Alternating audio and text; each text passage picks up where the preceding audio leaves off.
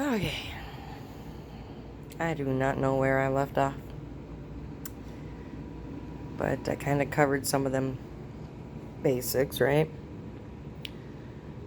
So this here, oh yeah, no, a little bit more, because the oil pump. You take the oil pump out. All right, I had to grab a couple things. I couldn't find my Yama Bond.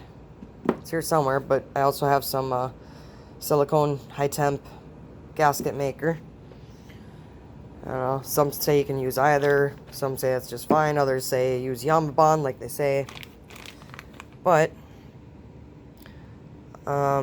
see, if you take it out, you can get one of these expensive plates, and then with that, put just a little bit of this around a line around the circle toward the bottom, because that'll push up a little bit as you push that in, and just as kind of an extra sealant to make sure that's sealed good. Or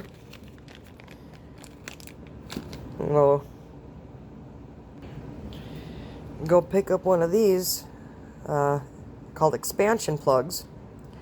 I don't like how that's cracked.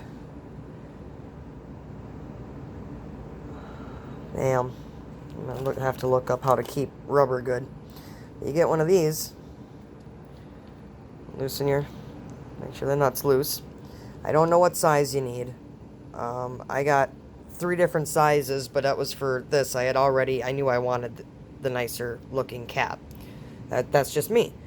But you take one of these, and you shove that in there, and it should be, kind of a smooth, snug fit going in a little bit, but going easy. And then you tighten this nut down, and this rubber expands out as you tighten it down, and it makes an airtight seal. So I have one here. The reason I have one there is so I can do an air pressure test on this and see how I did with the crank seals and bearings and the heads and everything, make sure I don't have a leak. So for that I'm going in through where the spark plug is. So then we're still gonna have air escaping from there. So I went digging in the sheds around here, in old farm stuff and scrap, and found a piece of aluminum and a rubber grommet, and I cut the rubber grommet to fit, and I drilled holes in the aluminum square, and then I think I used a jigsaw is what I had available, and I put it in a vise, and I just kept cutting sides down, and then I ran it on the grinder to smooth the edges out, and then I used a Yama Bond, I believe I used. Maybe it was that. I don't remember. And created a seal so that can get bolted down onto there. And I bolted to what spec's supposed to be. I'll probably put washers on this side and then the bolt. And hopefully I did a good job, and that'll create my airtight seal. Some will even put a little bit on here. But then I'm hoping not to have to do that, because then I have to clean it back off again.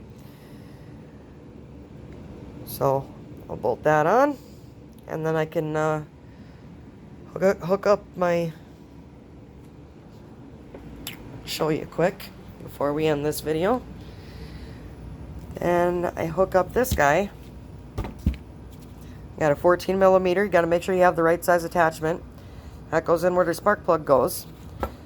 Here I got a fancier gauge. Here's the regular gauge that came with it, low number. And then you pump this up, and you got this release valve to, release the air, hold it in.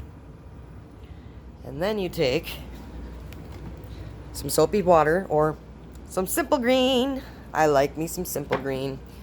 And you spray that starting with your fittings, all the connections, anywhere that air could leak, continuing on with the motor if it's leaking, if it's losing air pressure, that's what you want to do, is spray it down with that and look for bubbles.